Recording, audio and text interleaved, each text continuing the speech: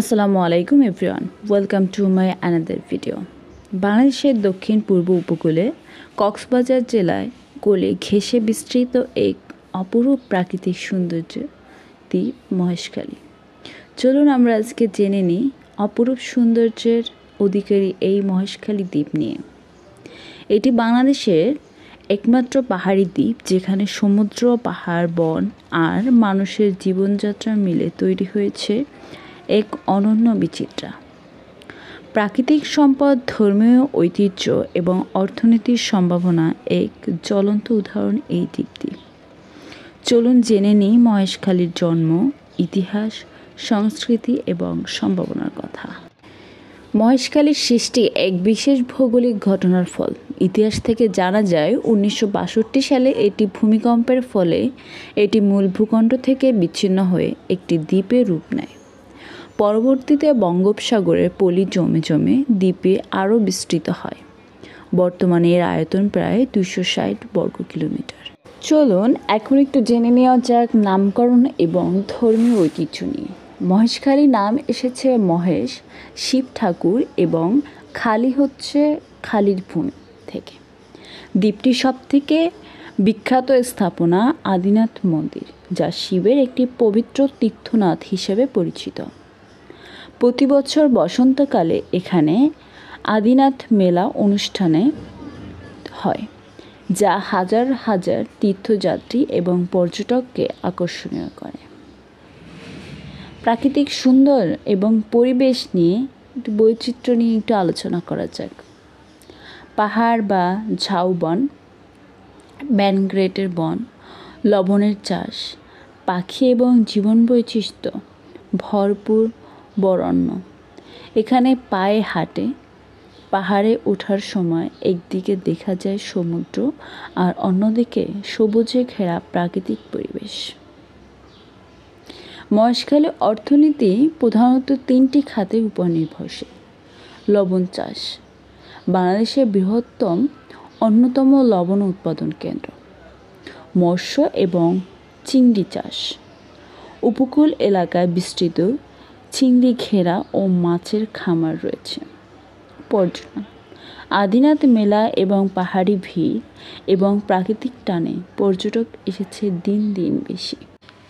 বর্তমানে মহেশখালীতে সরকারি জ্বালানি ও বিদ্যুৎ প্রকল্প চালু করেছে।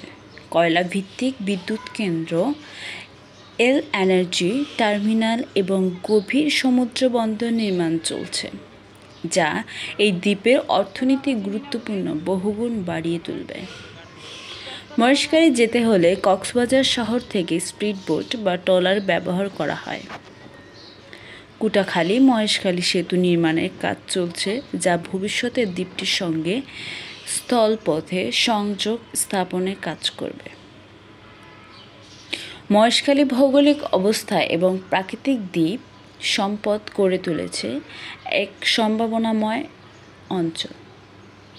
তবে জলবায়ু পরিবর্তন, উপকূল ভাঙন এবং প্রকল্প বাস্তবায়নে পরিবেশের ঝুঁকি বড় চ্যালেঞ্জ হিসাবে দেখা দিয়েছে।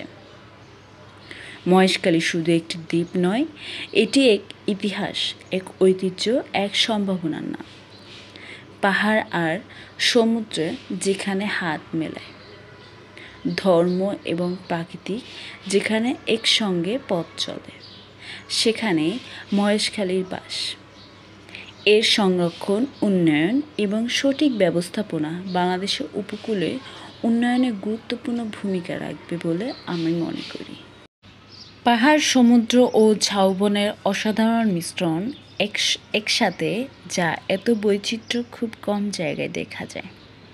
তাছাড়া রয়েছে হিন্দু ধর্মাবলম্বীদের জন্য পবিত্র তীর্থনাথ, যা ঐতিহ্যিক স্থান। বাংলাদেশের লবণ এবং চিংড়ি উৎপাদনের গুরুত্বপূর্ণ কেন্দ্র। ভিন্ন ধর্মের অভিজ্ঞতা, পাহাড়ে ওঠা, নৌকা ভ্রমণ, স্থানীয় জীবনযাত্রা দেখা এবং প্রাকৃতিক মাঝে হারিয়ে যাওয়ার সুযোগ। বিদ্যুৎ কেন্দ্র, সমুদ্র বন্দর এবং নূতন অবকাঠামো গড়ে উঠেছে, দেখার মতো পরিবর্তন। সর্বশেষ হচ্ছে স্বল্প খরচে ভ্রমণ। কক্সবাজার থেকে নৌপথে সবাই যাওয়া যায়, খরচ ও তুলনামূলক কম। প্রাকৃতিক সৌন্দর্য, পাহাড় এবং সাগরের মিলনে মহেশখালী এক বিশেষ পর্যটক গন্তব্যে হয়ে উঠেছে।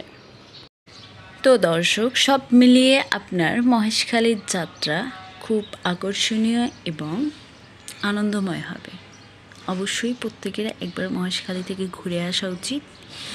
আপনি মহেশখালী ঘুরে এসে আপনার মতামত আমাকে কমেন্টে জানান। আর ভিডিওটি ভালো লাগলে লাইক, কমেন্ট, শেয়ার করে আমাকে আরেকটু উৎসাহ দিতে পারেন এবং এই চ্যানেলটি সাবস্ক্রাইব করে এই পরিবারের একজন সদস্য হতে পারেন। সবাই ভালো থাকেন, সুস্থ থাকুন। আল্লাহ হাফেজ।